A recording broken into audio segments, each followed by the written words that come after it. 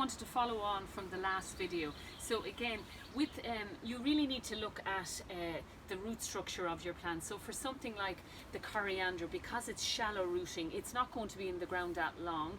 It's going to sit in there for probably 3 weeks, 4 weeks max. So it has a shallow root structure. So you're really only concerned with the water getting down an inch or two around those plants, probably just an inch really. So again, that's going to receive far less water than the tomatoes. And I also, before we finish up, I just wanted to look at if you have plants like seed trays or plants in pots in the polytunnel or even outside hardening off.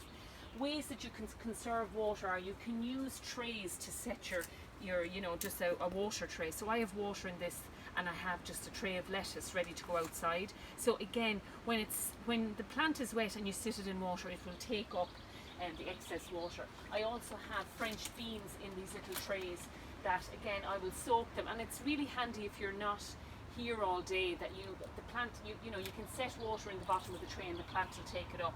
In addition, I have a bigger tray here, and for plants like say winter squash, now I have these outside, I just brought them in to show you, but again, to save me watering all the time, I put about an inch or so of water in the tray, and then I set the plants in it and they're happy out in there. So again, it's just to be mindful that that you're conserving the water, but also, lads, to think about when you're watering. So for the most part, I turn on the irrigation early in the morning or late at night. You don't want to water in the height of the day where it's really sunny and a lot of the water will evaporate. So yeah, that's just a little bit on watering.